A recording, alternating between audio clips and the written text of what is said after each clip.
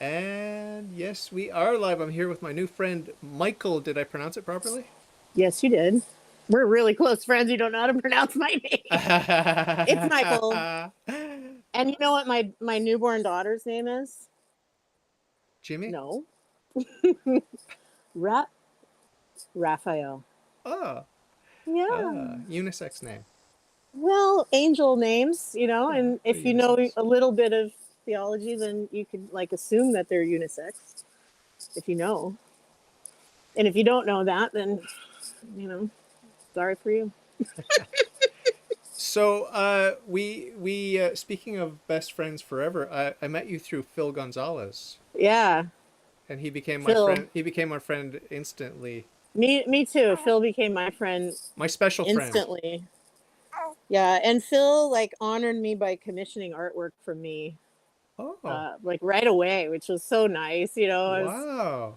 It Oh, was like, yeah, it was oh, cool, and he's just a special kind of guy. He's a yeah. special kind of guy. Now he would hate this, so we shouldn't talk That's about why. Phil. That's why I do it every episode. I talk about him. Oh my gosh, he hates it. Are you But really going to have him be a sidekick for you? yeah. He's going to be in hell. He may do it, but he'll be in hell. I'm obsessed now with his music because I've been starting to listen to his music and Yeah. it's pretty amazing. Did you check it out? You know what? No. Ah, that's the honest answer. That's the honest I answer. mean, I'm not here to lie to anybody, but he's sent me things. But we just have fun. Like like I said in my bio, I'm on this maternity hiatus. So, here I am in my bedroom. I just had a baby, number In 4, the and bedroom? You had the baby in the bedroom? I did most of the work in here, but I went down to I'm in a tri level, and so we had cleaned up the bottom. It's not a Ah, basement, but it's like the first uh-huh, level of the house. uh-huh. And that has a hardwood floor so you can clean up. So pretty soon I was like, Chris, we're going downstairs. I don't care if the midwife is not here. So yeah, we went down there and I immediately took my position and pushed her out. And it was beautiful. Have you ever done it It was in really cool. underwater type of thing or He was filling the tub right when I pushed her out. There was no uh way. Like I've tried uh so many times and it's never happened. That poor tub just keeps getting put away. It just doesn't happen that way. But very cool. I'm a birther. I'm really into natural childbirth, so it's like Yeah. something I'm excited about. Yeah. I'm all for it. I mean, 100%. A friend of mine, ex-girlfriend of mine, she was uh what's the technical name? What did you say the name is for these people that help you give birth? Midwife, midwife. Yeah, I think maybe the Yeah, French term is different. I forget, but she does that kind of thing. could be. But it's Hmm. she does the natural way, like what you do, and Yeah, she doesn't what I do it. try to do. She doesn't do it in the hospitals, as far as I know. Right, But right. There's a God element here for sure. Like I haven't always gotten to do it this way. okay, Yeah. okay. So I've had a really hard time. My son was born 2 years ago, and I got COVID while I was Oh, supposed to give birth to him, and I got pneumonia, and I ended up in the oh, hospital, and I just opted for a C-section because I was like dying, oh my God. and that sucked. And I've been depressed about it for 2 years. And then Oh, here, look, I'm going to get this out of the way. Okay, so then I had 2 miscarriages in a row, and then this one, none of the pregnancy blood work was normal ever through the whole pregnancy. We went in for an ultrasound twice, and I was like, she's gone. I would tell the tech, just let me know quickly that she's gone because I know she's gone, right? And he's like, no, she's fine. She's fine. So I was really traumatized. So up until like the moment before pushing started, I thought I was like going to lose her. It wasn't going to be okay. It was like a really dark, the whole first stage of labor was very mentally dark for me. It was weird. And I think the evil one was messing with my head. But as soon as we got to the moment of truth and I started pushing her out, and she came out so beautifully. And I was so glad that even the midwife wasn't around because it was like, yeah, I did it. Just me and God, and Chris was there, the catcher. But it was such a beautiful turnaround and a beautiful end to kind of a long, hard story, for the last couple of years. So I'm on cloud nine. I feel like I just summited Mount Everest or something. yeah, So I'm in a great mood. Like this is, yeah. finally winning. That's what it feels like to me. But Yeah. motherhood is beautiful no matter how it comes around. But there are realities that are hard to deal with when things don't go according to plan during birth. And a lot of women experience this. So we Hey, are carrying Haley, that. Haley. I can't say her name. Haley, anyway, Haley's here. Haley Luya, Yay. and Hallelujah. She's my birth buddy. I don't want to talk yeah, about her because she might be embarrassed, but we'll just say she's my birth buddy mama. and And Phil's she's a here. really tough mama too. She's Uh, equally or possibly more tough than me. I mean, don't cross her. hey, is Chris She'll Suberlak your burn hubby? you. Chris Suberlak Yes. your hubby? He's here too. Super luck. Yeah. So Cool. and of course Phil's here, Phil Gonzalez, and Canadian Hi, Phil. Anglican. He's a friend of mine, Jay. I'm gonna have him on Nice. my podcast too. So very cool. So you look a little bit like a lot of the Montreal sort of hippie chicks. Are you a hippie chick or? Well, I'm born and raised in Seattle, Washington. So yeah, like I didn't even know I had this culture until I lived back east for a few years. And then I was like, whoa, I'm different than everybody. You got I that feel like vibe. I've got moss growing out of my ears and stuff. Like I'm a swamp creep. I'm Mama Squatch. I'm basically Mama Squatch. That's what my kids call me. Very I'm from cute. the forest.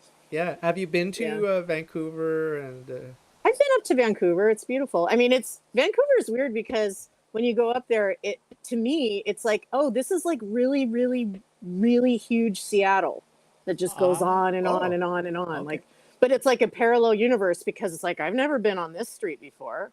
I don't recognize that building, but it looks incredibly familiar. So it's like an alternate reality. It's like this is Seattle if some tiny thing changed in the future and we went back and now everything's a little bit different. It's like a multiverse version of Seattle. That's how Portland is to me too. It's like, Figure. where am I? This is not the original. But no, it's beautiful, and I love the Native American Museum there. And I had a good friend who is on Victoria, Victoria Island. So Vancouver I've been Island. on the Clipper, Victoria. Victoria on Vancouver Island. Is that where it is? Victoria is Is its own Victoria? island.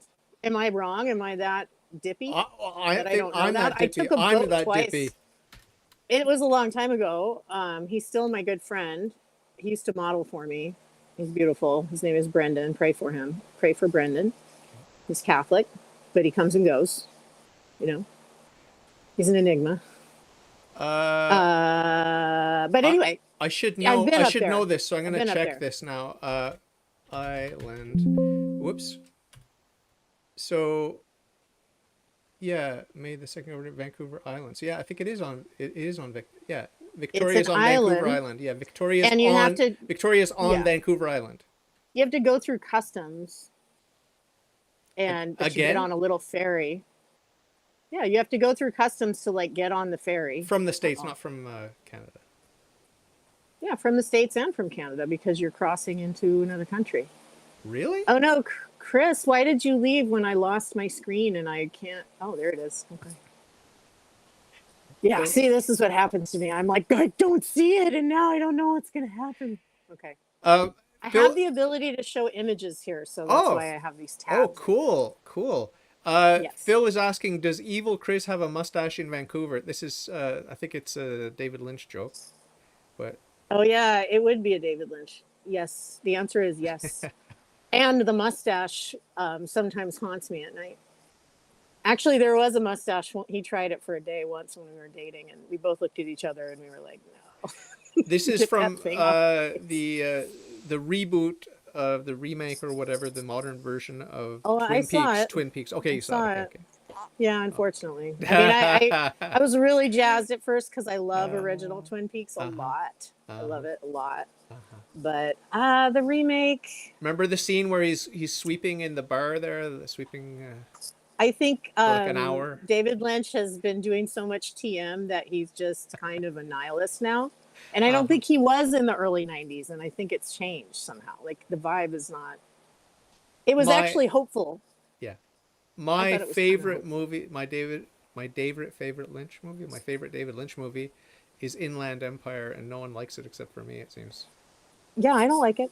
But that's okay. That's okay because it's David Lynch. I mean, if you like any David Lynch, you're already a little good of a questionable.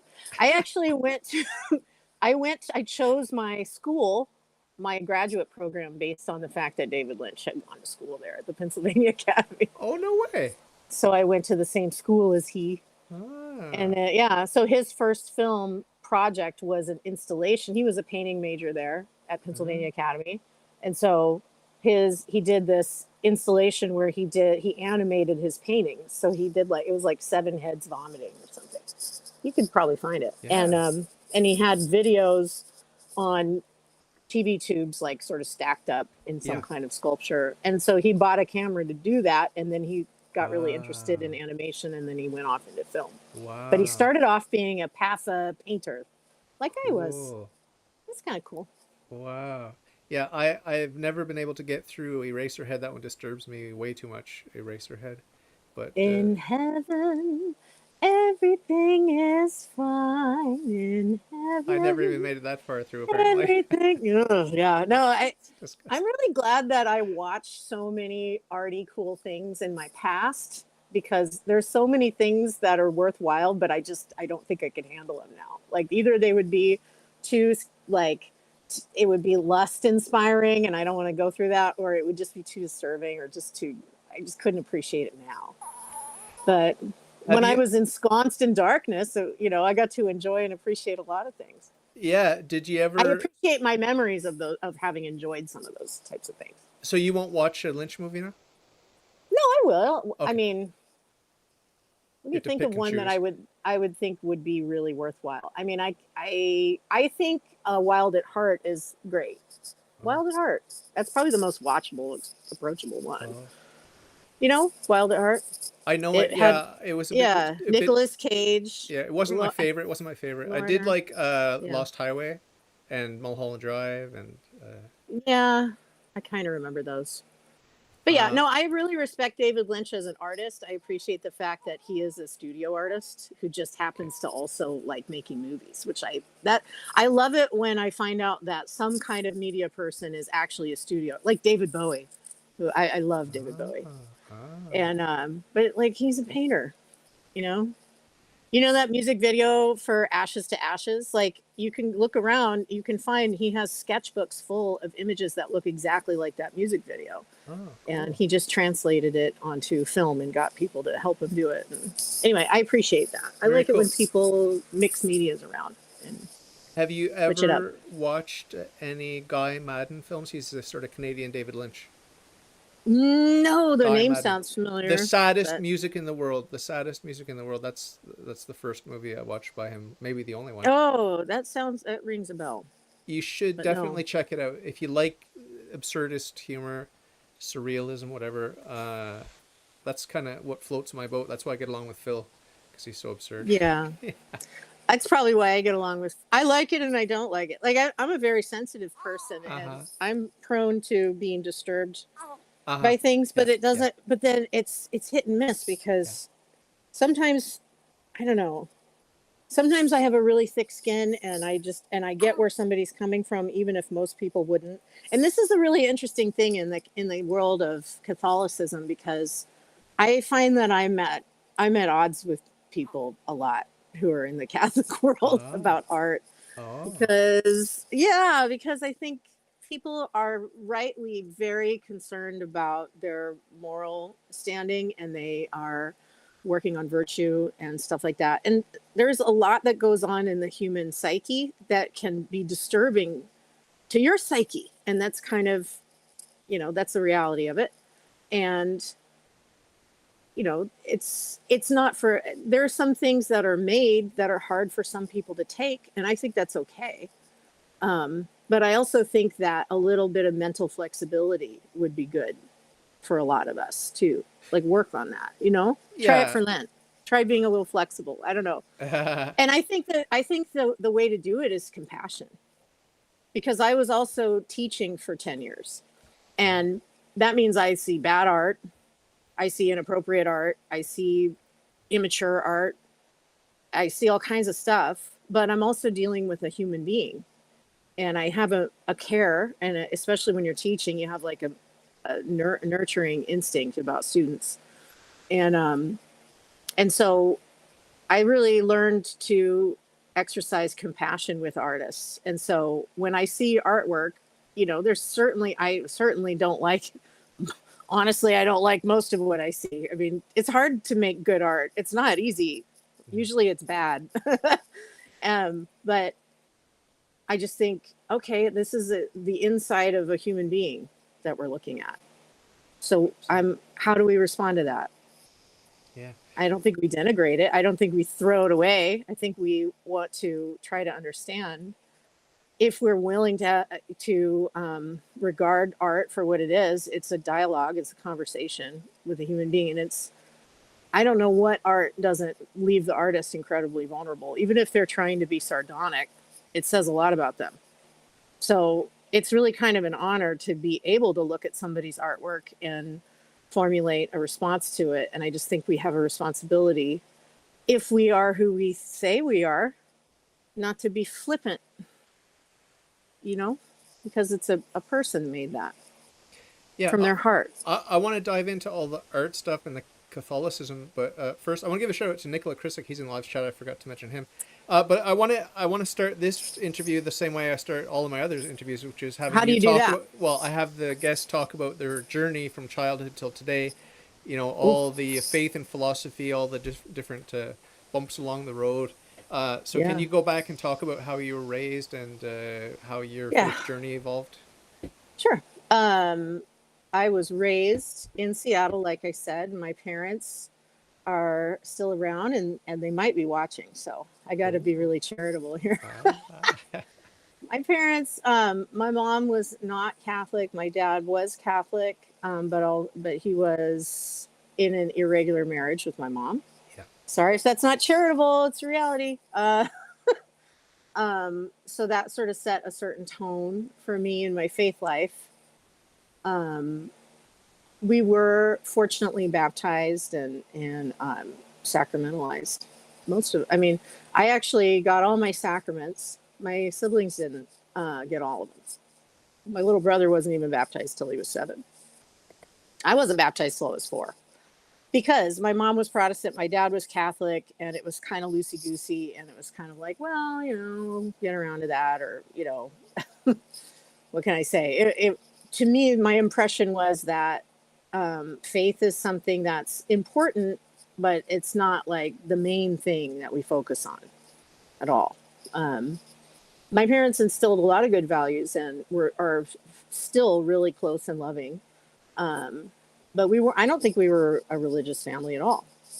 And I think my dad will be mad that I say that, but that's the truth. We were not very religious.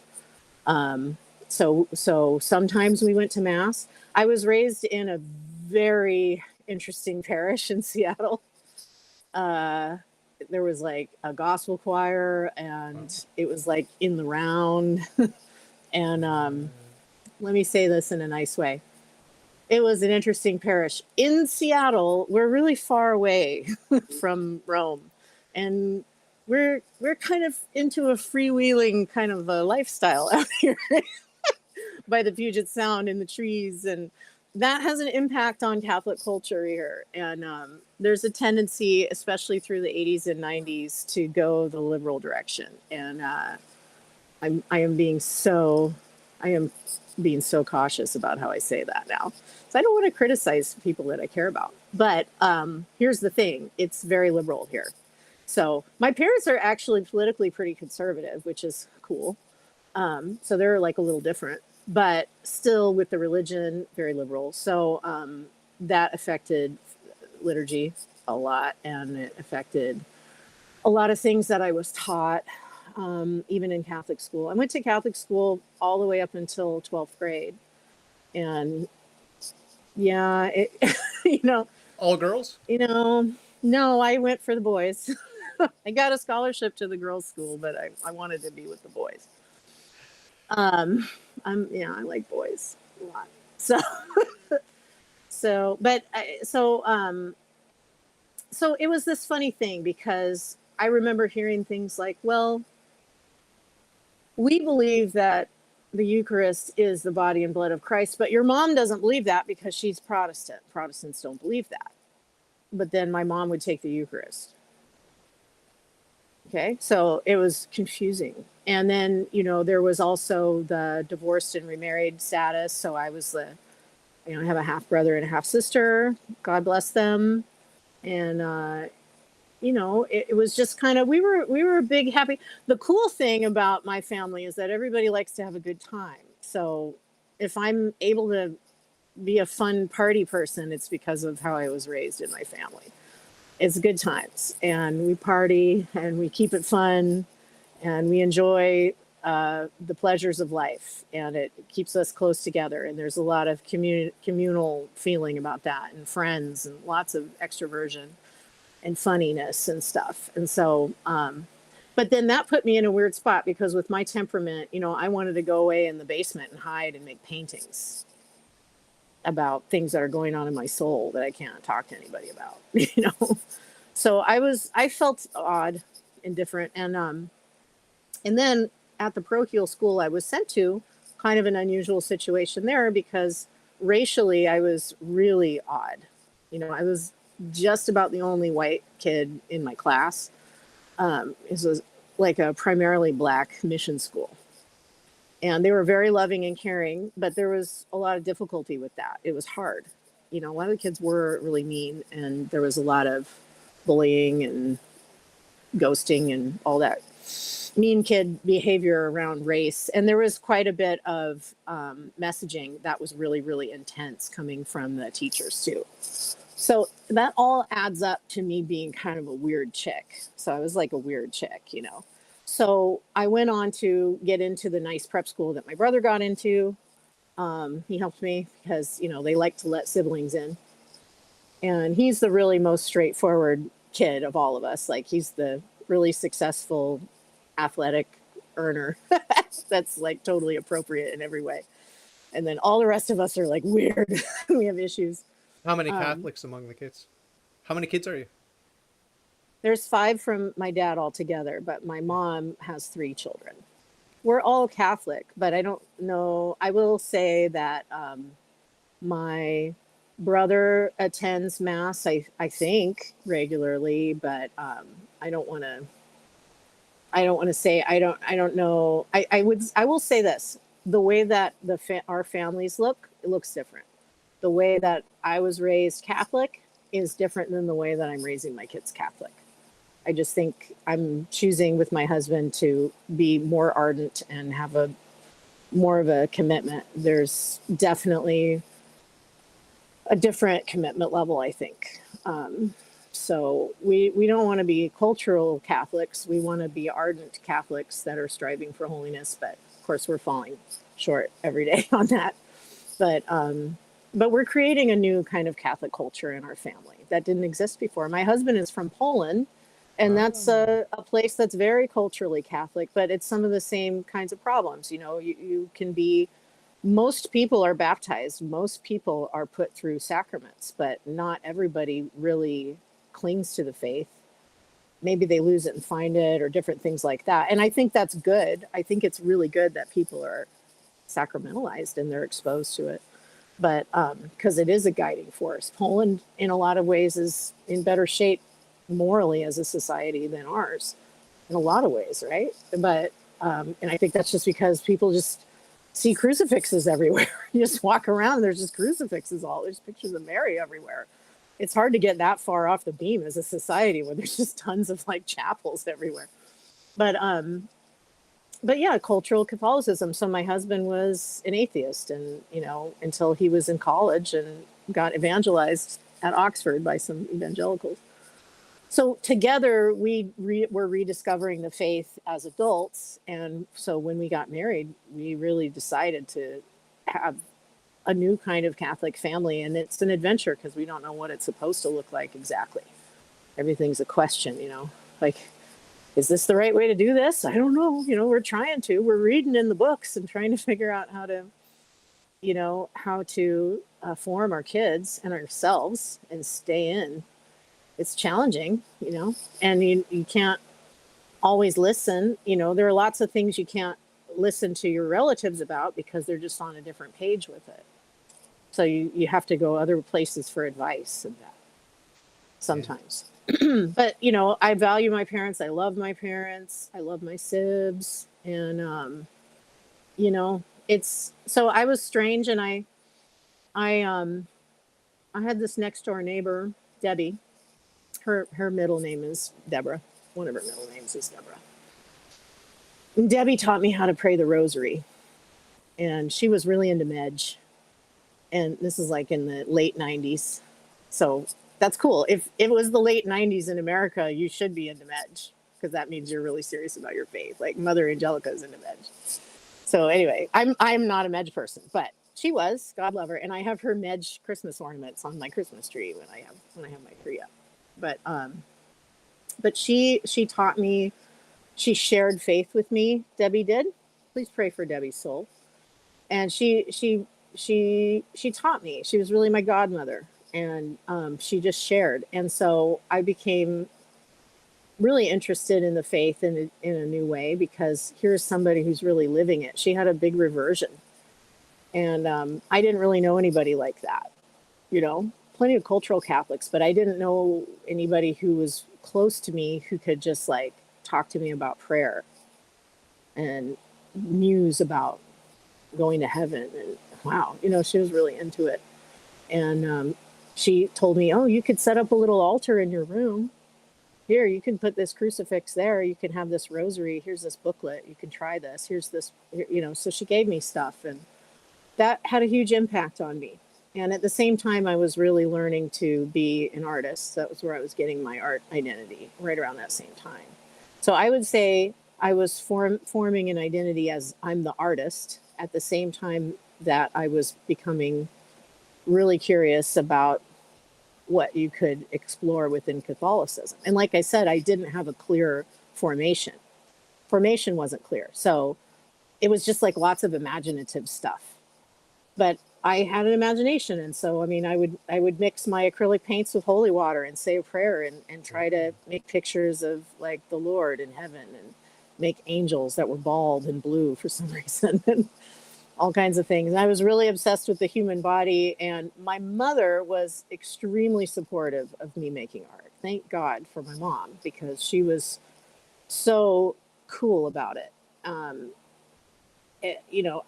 don't know if I would have withstood it. I don't know if I would have kept at it, or I don't know. She would have me sign and date things.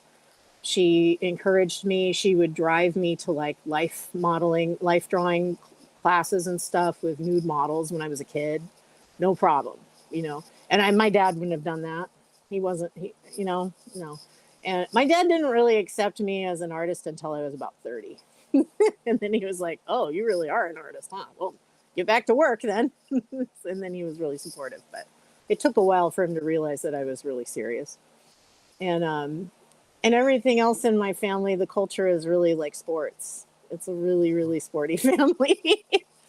So I'm not sporty. So, so I was getting this input about Catholicism and Mary and faith and these mystical experiences. And I really had this strong desire for a mystical experience. I wanted to experience something. I wanted God to speak to me. I would sit there with my rosary and just demand that God would say something to me, please, just please talk to me. Ooh, that's going to make me cry. Because I think I was very lonely, and I wanted, oh God, what I wanted? I just wanted people to talk to me about things that are true, Talk to me about true things. I don't want to talk about silly stuff anymore. And there was a lot of silly talk. I like silly talk. It's important, but it was hard to be, it was hard to go deep. It was hard to go deep in my environment where I was. So, but then, Debbie suddenly passed away when I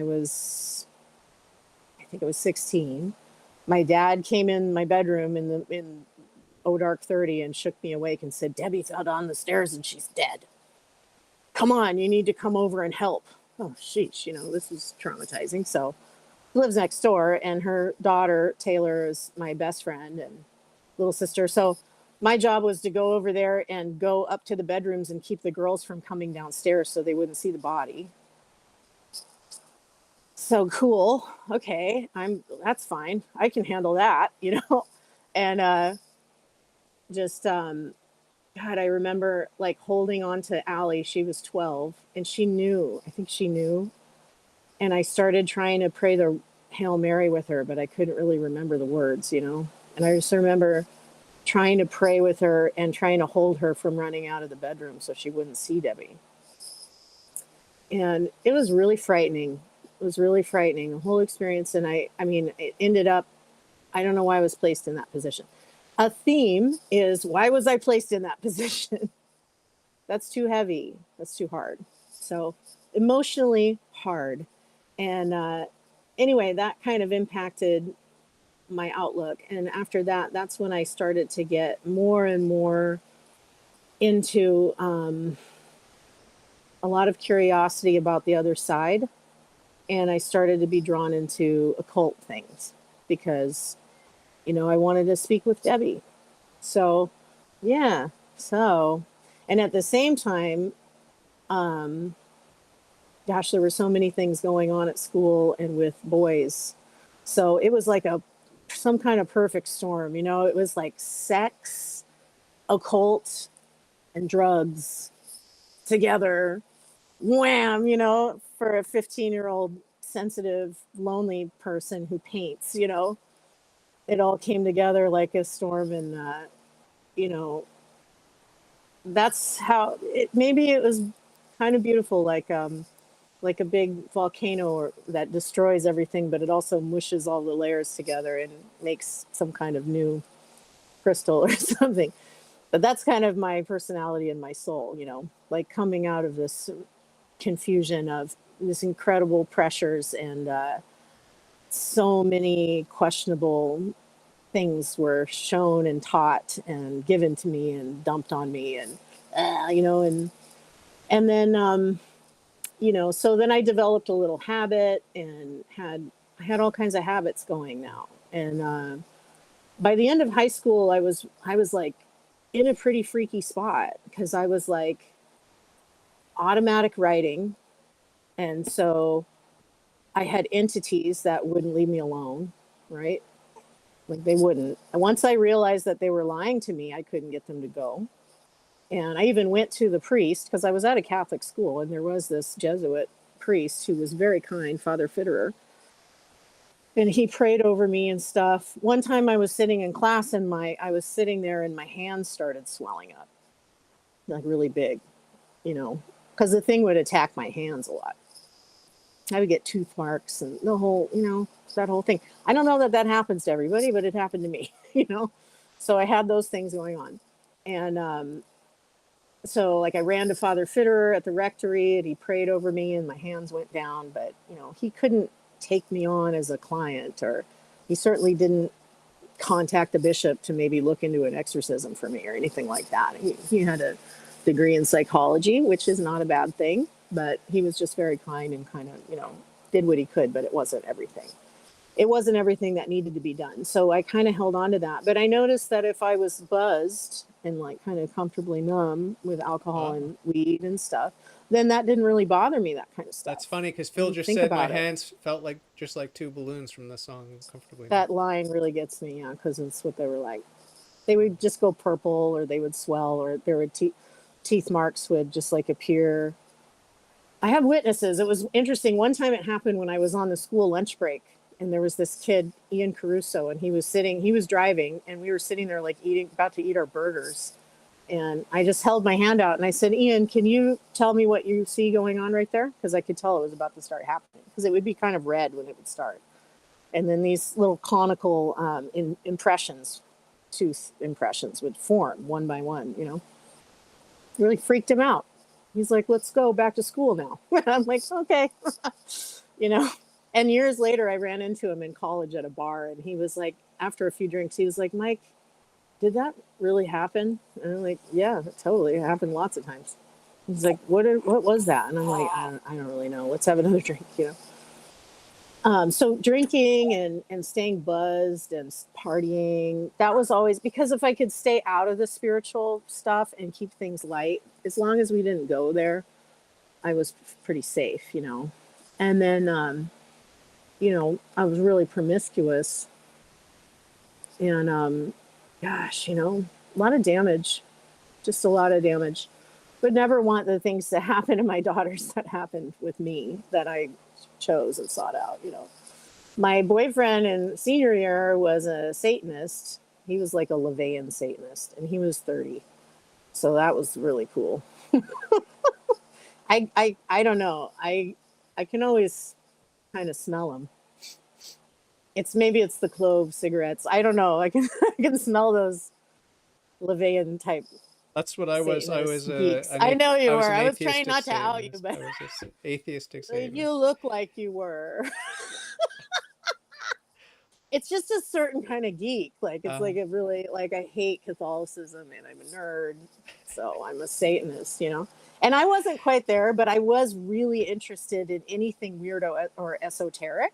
So I was interested in it, and I did read The Satanic Witch, which was very life changing. The Satanic Witch. I don't know if you're familiar with that one. He wrote that one in the 60s, and it gives you all kinds of tips and tricks for how to become how to just become like the most manipulative, evil whore that you could possibly be on purpose. And so that's what I did. So, you know, you're trying to deliberately get power by manipulating people. That's being a witch for LaVey. So that's what I did. And it was great. It gave me so much power. It felt so empowering because I was feeling so powerless and worthless. And so I could use sexuality. I could use all kinds of things to manipulate. And, you know, so I went pretty far down with that. And did you end up having abortions or no? I had one. But that was a little bit later. I didn't like the Satanism as much because the further I moved into it, see, because the difference between me and maybe you, I don't know. I always believed in the supernatural. So I really wasn't on the same wavelength with some of these people. Like they were being tongue in cheek. And I was like, no, like if I'm going to like talk to an entity like Satan, it's going to be for real. I know this is real. I've got the teeth marks. So I was not on the same wavelength with atheists. I was never an atheist. I was always a believer in the supernatural because I was always experiencing it somehow. So I knew the stakes were way higher for me than they were for somebody like my boyfriend Zero or anybody. And some of those other people were too. You know, if you want to meet actual witches and warlocks, like just go to a cafe in Seattle. They're just freaking everywhere, like practicing. No problem. You meet them. And, you know, I got involved. Go to Washington, D.C. You'll meet lots there too. Yeah, probably. Yeah. These are the nerds that are just kind of into counterculture stuff. I realize that there are echelons. These are the counterculture people that want you to be shocked, and they dress a certain way, and they do things with drugs, and they do sex stuff, and it's all really for their enjoyment and entertainment, really. So it's not on the same level as something worse than that, thank God, you know. But it's bad enough. I did so many mortal things, you know, just playing around with that. That'll do it, you know. So that made me nuts and endangered my soul really bad. And I did get entities. So that's when I had a real overwhelming experience. I was trying to astrally project, and I was trying to go and molest somebody in a disembodied state who happened to be a Jesuit novice that I knew. And that's not good. Don't ever try to spiritually hurt a priest, even a baby priest who's not ordained yet. It's not a good idea because then there's an immediate backlash. And I got I caught an entity, and it was way bigger than the tooth mark ones. So that really scared me a lot. And then I did not want to play these games anymore after that. So, but there's nothing you can do to get it out. It's just in. So it's gross. It's a really gross, rapey feeling. It's a poopy feeling. Bad. So I partied on, and shifted over into the new age category more, because that was like about love and light and crystals and chakras, Reiki. And that just seemed more light and less icky. But I very quickly discovered that can be just as icky. Now, before I was like, dealing with people who had like snake tattoos and stuff. Now I'm seeing snakes everywhere. When I close my eyes, there it is again. I'm seeing this damn snake everywhere. Like, so I'm having like lots of visionary things that are hitting me all the time. And I'm seeing things in people's eyes and paranoia. I'm trying to stay in the light, stay in the light. But how can you stay? What kind of light is it? I don't know. I didn't know what I was doing at all. And I would sometimes like darken the door of a Catholic church. And then I just didn't know how to get in. I was not in a state of grace, so that kind of explains it. But it was like, no, I'm closed off. I can't get in here. I want to be helped, but I can't access. One time I remember like this demon was like taunting me, and so I opened a Bible and I just looked at the words, and they just looked like bars on a cage to me. Couldn't read them, And there was just no way I could access help. So I just partied on, and I kept working on my art and feeling good, and weird things that happen at weird moments can always be forgotten about if you stay busy and focus on getting lots of praise and being cool, which I was.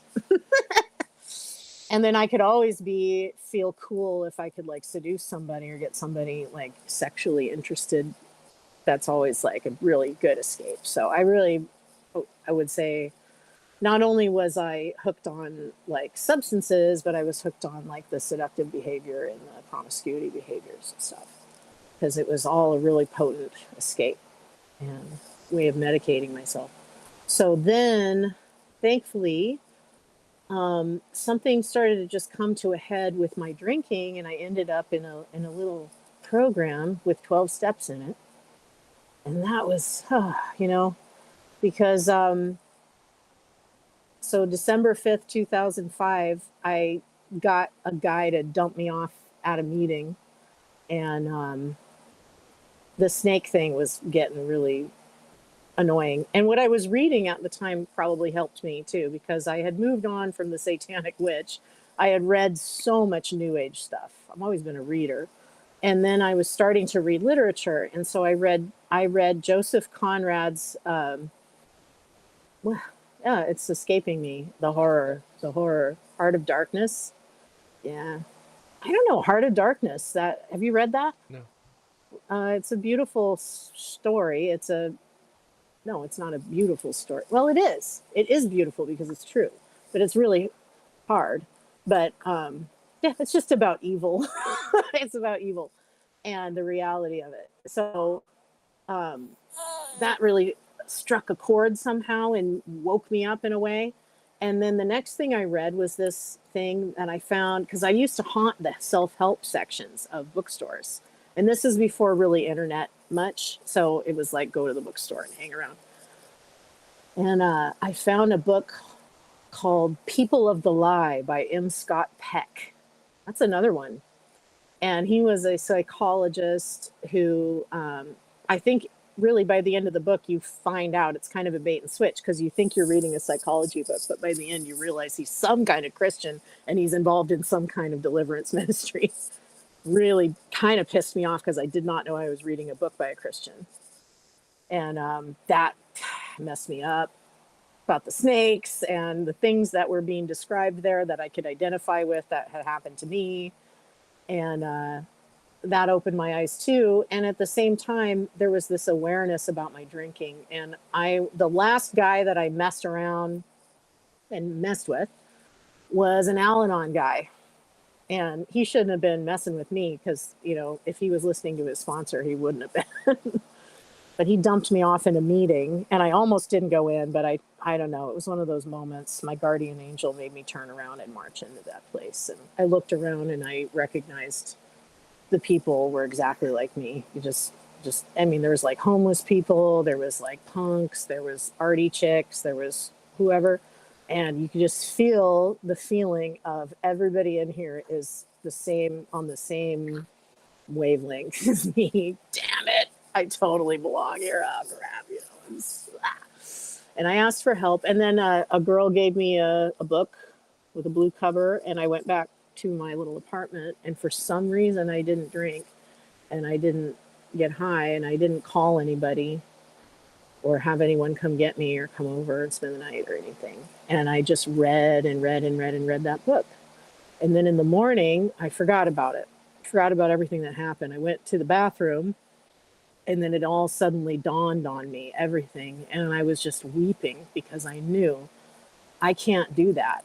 I can't give up the only stuff that makes me able to get through the day and the night. And I felt completely defeated. And, but just at that moment that I really felt that level of despair, that I knew that I could just see my future. I was going to be alone because there's no way to form a union with anybody the way that I was. And I was so lonely. All I wanted was connection, somebody. And I just had this membrane between me and other people. And I couldn't break through it. I always felt like I was in some kind of cage. And I said, I can't. And then I heard a voice. And it was like a familiar voice over off to the left. And the voice said, I can.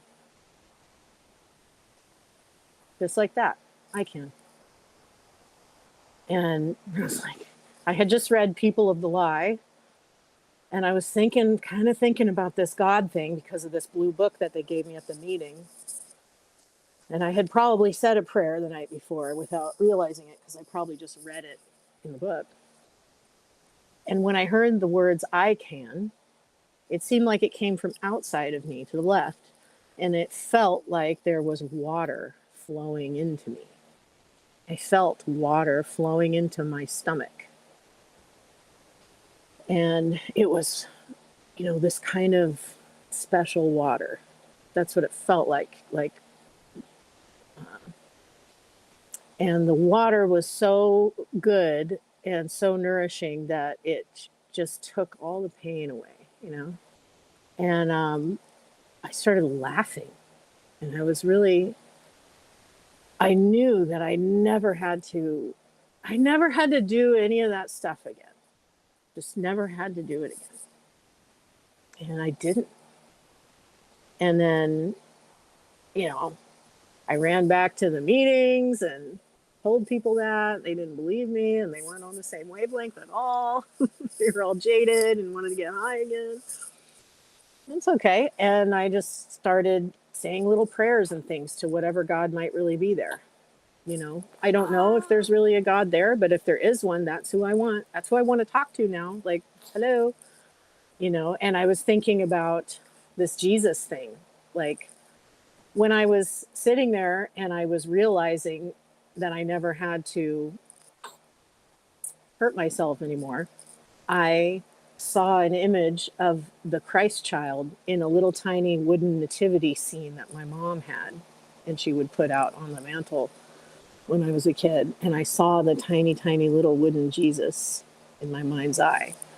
And that was my higher power, little baby. And I just kept that. And then Jesus, you know, just started to haunt me. He started appearing instead of the snake thing. It started to be like visions of him, just at the other side of my awareness, like this, you know, in the back of my mind. When I closed my eyes, maybe I started having interesting dreams, and you know, I ended up finishing that year. It was between college and graduate school, and I applied back east to Pennsylvania Academy, and I went back there. And I was fresh and kind of barely sober, but I was back there, and I was really on my own, and that was probably good. But so I was there, and I was developing my work as I went along, but at the same time, this faith thing was blossoming. So But I could not go to a church. I was not interested in being a Christian. I don't like Christians. Christians make me feel weird, and I feel gross when I'm around them. They make me feel bad. And like going into a church, sometimes I would go to like a service, because in Philly they have beautiful architecture, beautiful church buildings. Like if you go to a Reformed Baptist church in Philly, it might be the first one in America that was ever created. It's beautiful. Everything's made out of chestnut stuff, and it's gorgeous. But I would go in and I just would feel so gross. I guess it was probably shame, and I was just really uncomfortable, and it just wasn't for me. But I would keep trying and different things. And meanwhile, I stayed really involved in my 12-step work, and I really met a very crazy, special, interesting, horrible person, complicated person that I proceeded to live with on a boat for 3 years on the Delaware. And he had been some kind of warlock as well, but now was like a crazy, weird 12-step New Age guy that was kind of cool with Jesus too. And so we just did like a really eccentric, like very off the wall, somewhat inappropriate, charismatic Jesus ministry together with addicts in Philadelphia for years. So we just did a lot of freewheeling, weirdo street evangelization with no church behind us whatsoever. Just this weird, I've got a Bible and I've got a book. And let me tell you something. And I threw myself, all those risky situations that I would throw myself into before, I just continued to throw myself into risky situations for God. And in the daytime, I would go to my classes and work on my art, and then at night, people would be like, Michael, we're having a party. Do you want to come? And I'd be like, oh, I'll show up later. And I would go to like a halfway house and have some guy with like teardrop tattoos, like crying on his knees about all the people he hurt. I'd be like badgering him. I could use all my special emotional gifts to scare people straight. I could use all my witchery for God, So it was fun. And I did experience so many incredible like deliverance experiences with people, and I saw people return to their faith. A lot of them people would become Catholic, and I was very anti-Catholic though. So I was like warning people constantly not to be Catholic because that was the whore of Babylon. I read a couple chick tracts and then it confirmed me. Then I was like, good, see, it's totally the whore. And I read like Hal Lindsey and stuff. I mean, I was in the really wild, charismatic, very unruly, way too weird to even go to a church type of New Age, freaky enthusiasm Christianity. That's where I was at. And I was not chaste either. So it was weird. I was just like a weird... Sin boldly. A weirdo. Yeah, I guess. Right. I want to give a shout out to Rebecca of Bread of Life. She showed up, and my friend Emily. She showed up in the live chat here. Phil's making inappropriate jokes as always, but I can't help but notice, and I'm a bit embarrassed to ask you this, but do people say that you look like Janis Joplin? Have you heard that before? Yeah. A better looking version, obviously. Yeah, I used to do a little routine. I don't like the voice. I like your voice. I don't like her voice. Oh, shush. Well, I don't like it. I didn't do her exactly because I didn't want to destroy my larynx and destroy your baby. No, I did a little routine. Yeah, people used to honk their horns. Hey, Janice, boop, boop, around Seattle too. Like it was real. Yeah. Did you especially if I wore my boa? Yeah. Did you ever get into 70s prog? Because that's my big thing is the 70s, early 70s English prog rock. No. I mean, I'm probably down with it. I like 70s stuff, but I don't know what I got into. What's your music of choice? I love new wave. I love that. 80s. Yeah, and late 70s if it fits there, but okay. I'm not an audiophile. I listen to music the way I read books. Like there's a few special ones, and then I really like chew on that for years, and that's all, like my favorite band is Zeppelin. That's and what it's been Phil my just favorite said, yeah. band since I was 12. And I'm cool with that. And like that's okay. I don't need 100 bands to listen Yeah, to. of I course, can't of course. handle it. And yeah, so I go deep. I go deep Yeah, rather than broad. yeah. I'll When's the say last that. time you listened to Led Zeppelin, and what did you listen to? Um, I was really obsessed with the one because I've really been listening to Bowie lately. So see, it's Oh, hard okay. for me to even think about Zeppelin right now because Uh-huh. I'm in Bowie right now. So Ah, I'm in ah. Bowie. Yeah, I had a There's Bowie baby. what's that album that Bowie did? Is it Red Star? Is that it? Or something Star? Black Star, his Black final Star. song, he recorded it like 2 days before he died, Is and that nobody is even knew he was sick. there's a whole album Yeah, with it's that? really gross. I almost can't listen to it. It's too dark for me. It, Dark Star, oh, is Black it Star, called Dark Black Star. Star or Black It's Star? Black Star. It's Black Star. Dark Star is some hippie thing. I can't There's remember. some Black Star. song in there I think about purgatory or something like that, if I remember There might correctly. be Lazarus. Yeah, yeah, Lazarus. that one. The whole Yeah. album's about death. It's very hard to hear. It's Yeah. really about death. He's dying, and he knows Yeah. it, but nobody else really knows it besides his Okay. wife. It's really Okay. poignant. I Yeah. love Bowie. Yeah. I pray for Bowie. I want him to make it. I want him to make it. Of course. I want to hang out with him. Yeah, So yeah, yeah, yeah. he's an Yeah. inspiring artist to me. Very cool. Yeah. It's interesting how he remained fresh his whole career. I don't know how he did it. Like, I mean, he had a long career and he remained It's just fresh. that he was that kind of person. I mean, I'm not, but he's not. He was a person who style and mode was what was deep for him, Okay. I think. So changing and changes, changing constantly and looking different every couple of days and changing your mode completely. That's how he stayed honest. Whereas a lot of people, that's not honest for them. But I think for him, that's how he was wired. So he was lucky that being the most authentic artist he could be, and that was really important to him, happened to make him the most stylish, modeless artist that you could be in his time.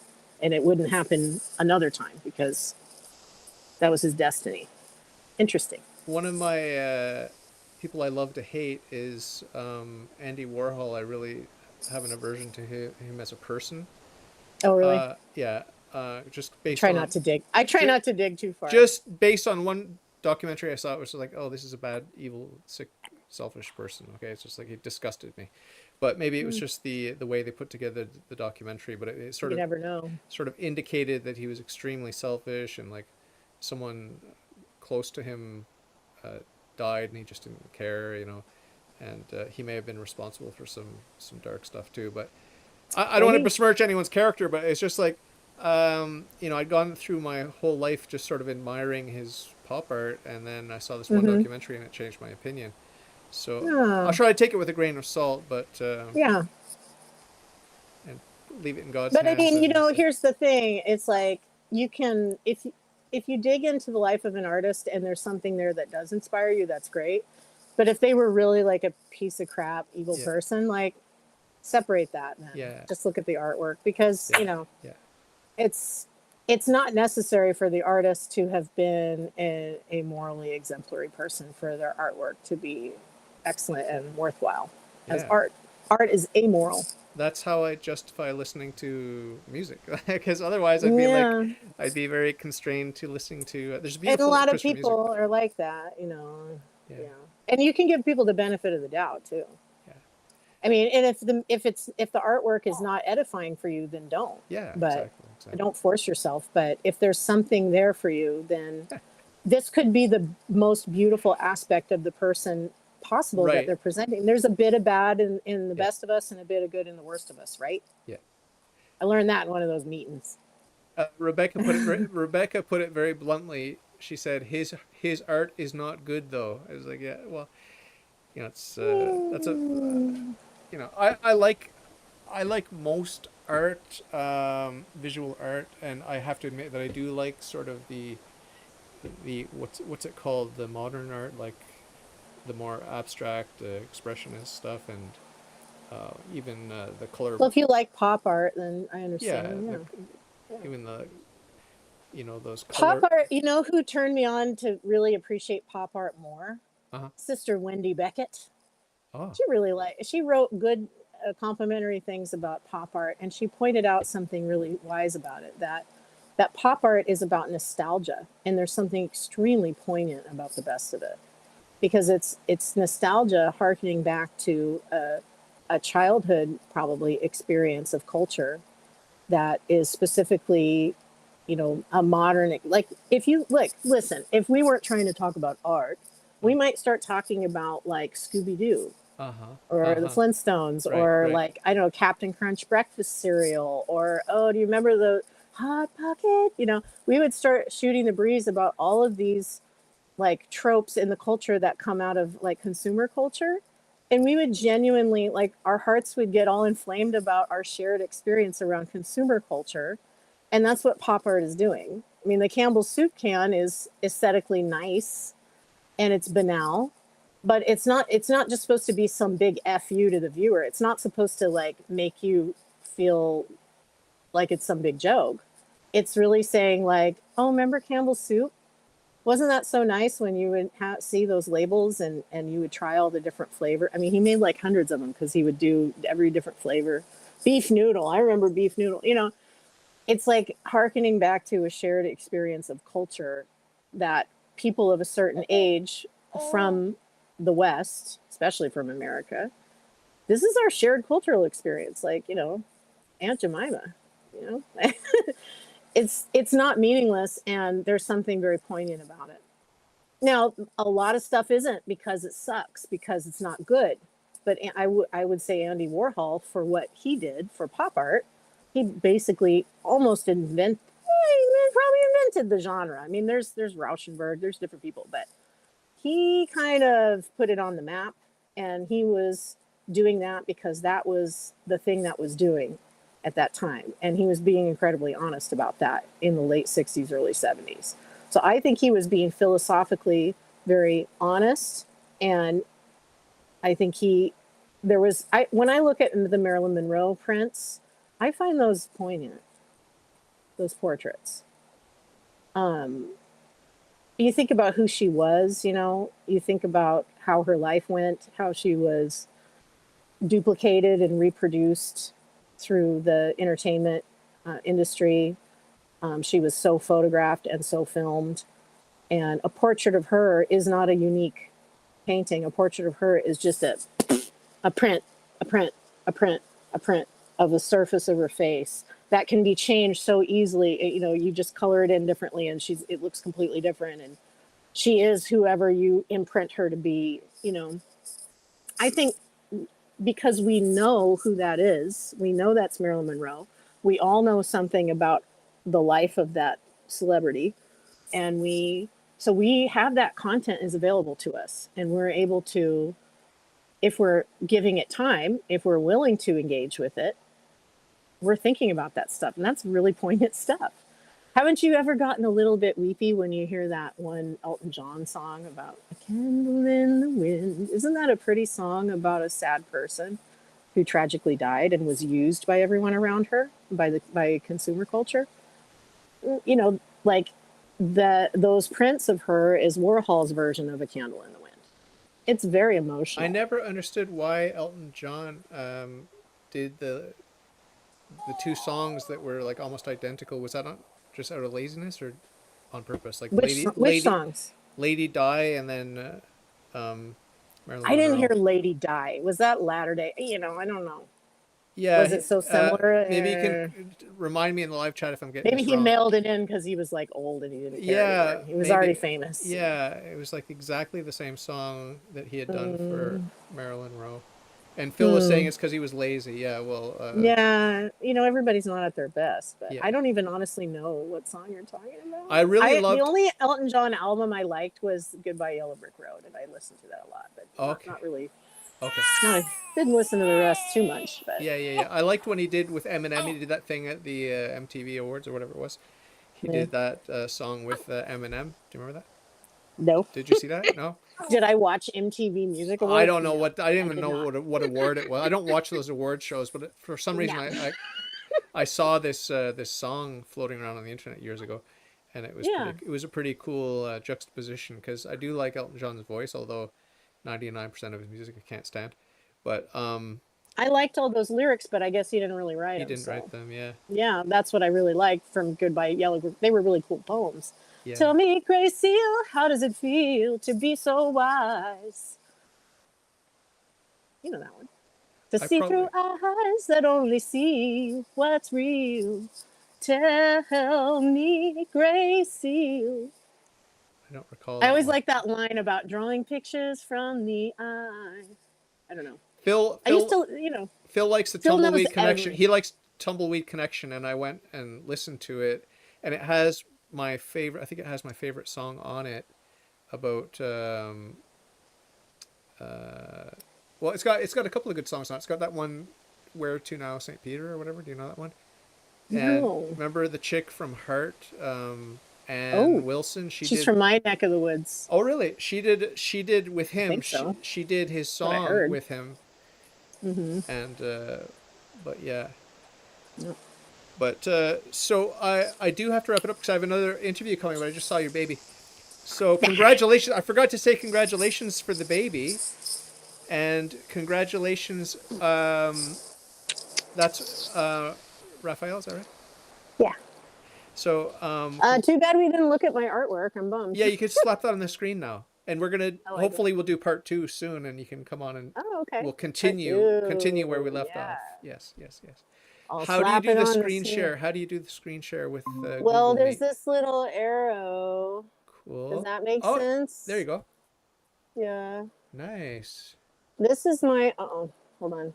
This is my legacy site that is, I don't know, the domain got stolen and it's still apparently here. Oh, no way. But I have to, Cool. we have some technical things we've got to sort out to get this all Wow. like, yeah. Wow.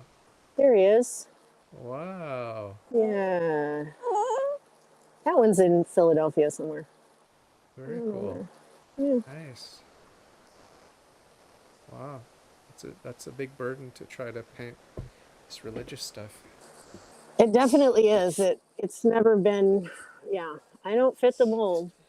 You Yeah. know, people look, they're like, you need to make religious art. And I'm like, yeah, look at it. And they're like, oh, that's kind of, you know, and I'm like, sorry, it's so ugly for you. But, but Phil loves it. So I'm okay. Yeah. You Very know, cool. Very Phil's cool. my biggest fan. I basically just make things for Phil right now. He keeps a little candle pilot light burning for me until I can get back on my feet after having babies. I'm on baby hiatus. So I make little stuff. And like I said, I mostly make it for Phil. Very So cool. Very true. cool. You think that I'm kind of kidding, but I'm kind of not. How did you end up meeting Phil? The internet. Ah. Where am I going to go? I'm in the suburbs with babies, and Phil's in back east. No, the Wolf Pack on Telegram. The Right, Wolf yeah, I Pack on joined that. I Telegram. did join that, but I'm not on Mm-hmm. Telegram often. But Yeah, I like it. It's a lot less stupid than any other platform for me because yeah, it's so private. yeah. There's just never that many people to deal with, and it's all encrypted, and you feel like you can just say stuff and it And goes away. Haley's there, And Haley's there. and Phil's there, and oh wow, Yeah. what's this? This is the Handless Maiden. This is at Pennsylvania Academy. So that got purchased by Linda Lee Alter and then gifted later on to the collection. So Linda Lee Alter. she's a big collector back there. She's a Okay. big, Wow. yeah, investment collector. Do you And know Lucian? Is it Lucian Freud? Do you know? I love Lucian Freud. I cut my teeth on Lucian Freud. I Ah. studied him. Well, He was did one I of my see it? I think I earlies. sort of see it here. But Yeah, you probably do. I mean, my first painter was Otto Dix, okay. Weimar era, because I just loved the objectivity. And then I had a artist teacher friend introduce me to Lucian Freud, and I still have the library book, which I stole from the library in Seattle, and it's still like on my shelf right now, Oh. old. And Lucian Freud, he was the grandson of Sigmund Freud, but he grew up in England, and he just passed away a few years ago. Never got to meet him. Too bad. Oh. But he had a way of handling the figure that was really honest, but not beautiful, but also beautiful because honest. So, um, so And my professor, Z Lin from University of Washington, who was, I really admired, he used Lucian Freud for training a lot because of how articulate. Like probably this would remind someone of, oh, would that come up? Yeah. I have seen Lucian Freud's drawings and some of his engravings in person, and they're beautiful. The drawings are just beautiful. He studied at the Slade School in London, and my teacher Z Lin also studied at the Slade School. And the other artist that I really love is Paula Rigo. She's a Portuguese artist. She's still around. She's in London, and she studied at the Slade School too. So I think I just have an affinity for this drawing approach. And it's a classical drawing approach. You're using hatching. I'm using this as an example of something Slade-like. It looks like Da Vinci almost. Yeah, because you're using hatching, and it's very tonal. So you're pushing these hatch marks. See, these are hatch marks. Hatch marks are just repetitive marks, and you're pushing the tones pretty far. But the thing about the Slade in the 20th century is that these British guys, they were getting away from I always notice how different national styles sort of emerge in figurative art, and you can't really escape it. I mean, Italian figure looks like Italian figure. German figure looks like German figure, aka it's really ugly, but it's awesome too. And British figure looks like British figure, also pretty ugly. Like maybe the Brits make ugly figures insofar as they're kind of German. I don't know. But where went my rig? Oh, you could take her. Yeah, that's great. So she so they push the hatching, and but there's this obsession with articulating the forms of the body, but not in an idealized way. So more of it like a free flowing way. I think it comes from being around forests and nature. I think it's the rambling English garden, the rambling woods. There's a romantic, you're still coming off of English romanticism, and there's a feeling of vines and foliage. Are you there? Can you hear me? Yeah, yes. Yeah. So there's just this feeling of this sprawling fractal growth pattern. And I'm just realizing this right now. So this is groundbreaking insight. I'm going to have to go write this down. This fractal way of just sort of expanding and growing the figure. That's exactly what it's like. That's exactly what it's like. It's like a tree growing, and it's like moss forming. It's mold spreading, right? And, my husband lived in England, and he says, yeah, this place, the Pacific Northwest, Puget Sound area, it's a lot like England. So we have spreading and smothering and fractal growth everywhere. And I really think that impacts the way that you relate visually to your subject matter. So I tend to grow my work, and my images grow. There could be some planning, but I always grow away from the plant, and things just sort of spread and they follow their own logic. And so there's this, there's just a certain murky, mucky, woodsy feeling about figure. And I think that comes through the English sensibility about figure, and that translated and impacted a lot of artists who studied there, and it impacted me through, I inherited that through my training. So I'm really happy that I have kind of this tradition of training that I can look back on, and I feel I'm so grateful to my parents for allowing me to get an education and to have access to artists that really were able to transmit a tradition. And I've been able to transmit that to my students too. Cool. Do you have projects in the works? I know you're in mommy mode now, but any projects that you have in mind? I'm finishing up. I'm finishing up a Stations of the Cross for a client that commissioned it right before I got married. And I got pregnant right after I got married. And each time I start working on it again, I get pregnant again. So it's literally been like 6 years. and it's almost there, and it's not online because it's not finished. I sneak peek it out on my Telegram channel and stuff sometimes, but yeah, it's almost finished. And every Wow. time Lent rolls around, because it's the stations, Uh, I get kind of like, okay, maybe this is going to be it. But then I'm breastfeeding and it's chemicals and the kids, yeah. So it's real. Been a real sacrifice. I'll say, and we can talk about this more on part 2. But there is a real genuine sacrifice about giving up intellectual work to do the children and to birth the children and to take care of them and teach them. I mean, and I'm able to kind of keep a pilot light going and still work along, but it's frustrating sometimes because I can't work and concentrate like I used to. I can't like run my life the way I used to. I can't be up painting all night at all. I can't leave things around. They'll destroy it. I mean, it's interesting and it's a sacrifice. So don't let anybody tell you different. But I'm so grateful to be able to make this kind of sacrifice because this is obviously truly very important to me, but nothing more important than my children. So this will be here when they're bigger, and God willing, if I'm here, I'll be able to get back to this full force, and be more public again and exhibiting again. Yeah. But it's never going away. It's who I am. It's baked in. What about the crafts? Because my wife's all jazzed. She wants me to start doing pottery because we're watching this pottery series, English show. But and I'm sure it would be fun. But what do you think about the crafts as opposed to the arts? Is that does that have any value for you? The crafty stuff, artsy crafty stuff. Yeah. I think craft is just a subset of art. I mean, yeah, I think craft can be elevated to fine art. Wow. I'm not. This one's special. Yeah. Really? The Madonna of Humility. Yeah. That was my first real stab at a religious piece. Wow.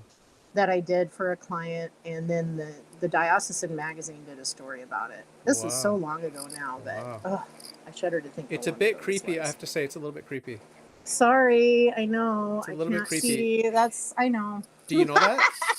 Yeah, I do know that. Okay. And I'm not, and believe me, like, listen, it's my heart. Like, okay, if you think this is creepy, do you want to come inside of my brain and hang out for a little while? This is the nicest thing I could imagine. This was like the nicest thing. This was as pretty as I could make her. This was as real as I could do it. So no, it's more the Jesus. It's more the Jesus. Well, he's the Lord. What do you expect? Have you ever looked at religious art? I mean, tell me a baby Jesus picture that isn't creepy, and I'll tell you which ones aren't creepy. Yes. Protestant ones, because they just desacralize it. So they just go like, "Oh, look, here's this nice chubby mommy with the little baby. It's cute," and that's. You know what I mean? Like, no, this is theological. Okay, he's what do you think Lord. about? What do you expect? What do you he's the golden child. Because I'm used to seeing, because my wife is culturally Greek Orthodox, so she only lets me get Greek Orthodox icons. So what do you think about iconography?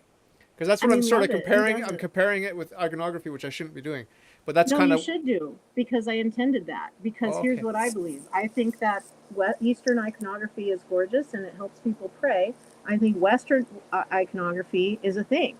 But the problem is in the West is that we're going through a bit of a thing in the West right now, and it's like a self-loathing thing. I don't know when we're going to shake it off, but I have so much trouble about art from like Roman Catholics are the worst, because it's like it's got to look like 19th century Italian stuff or it's no good. And it's like, no, there's way more of a range.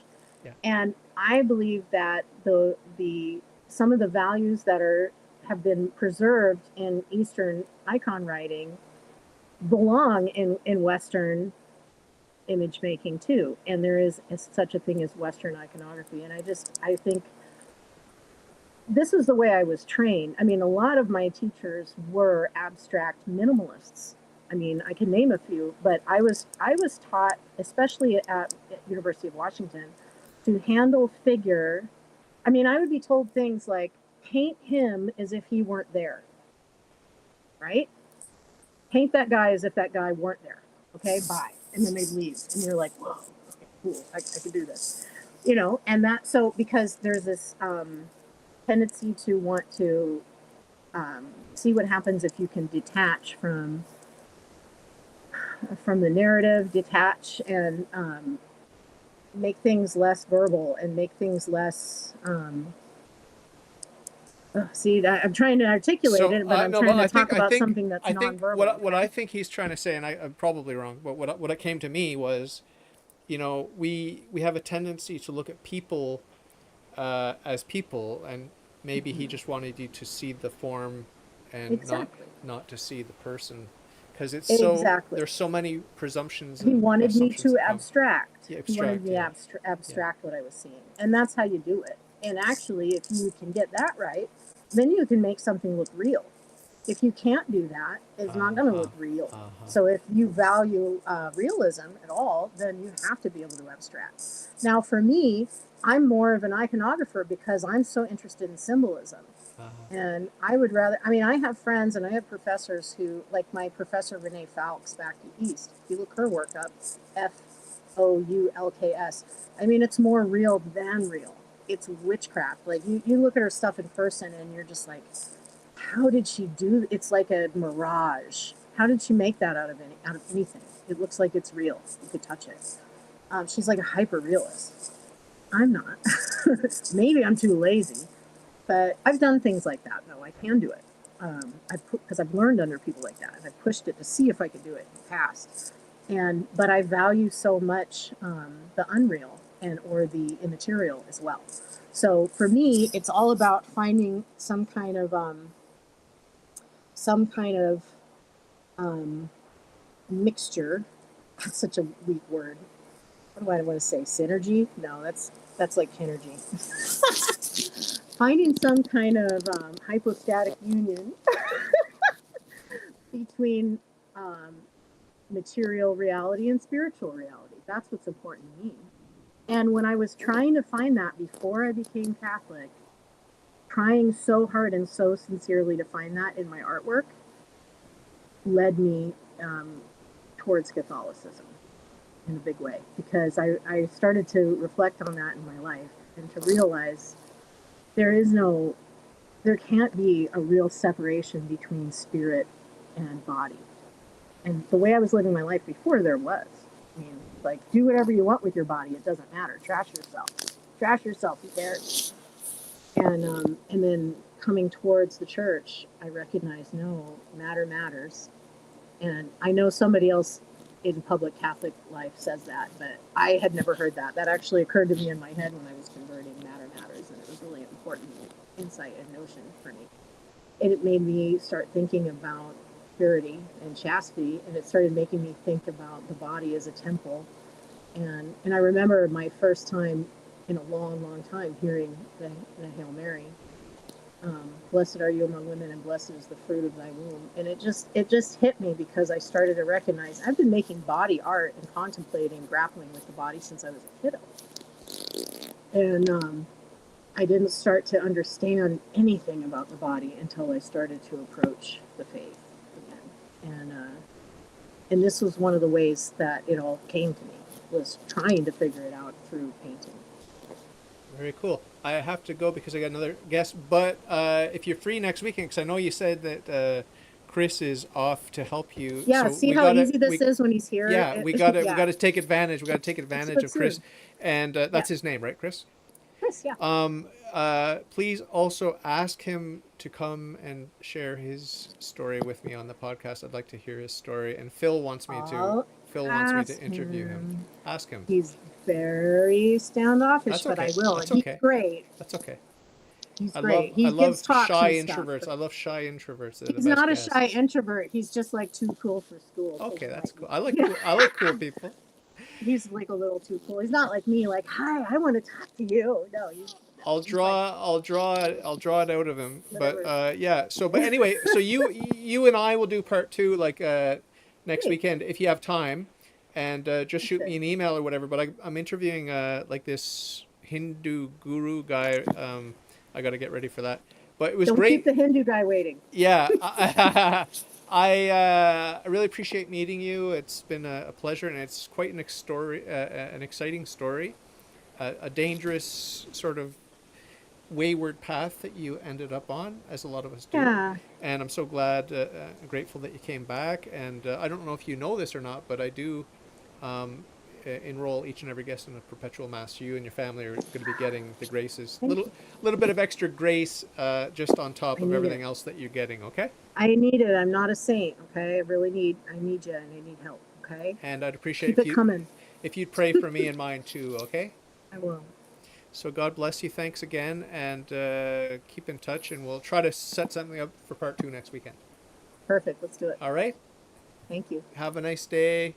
Have a nice You evening. too. God bless you. Bye-bye.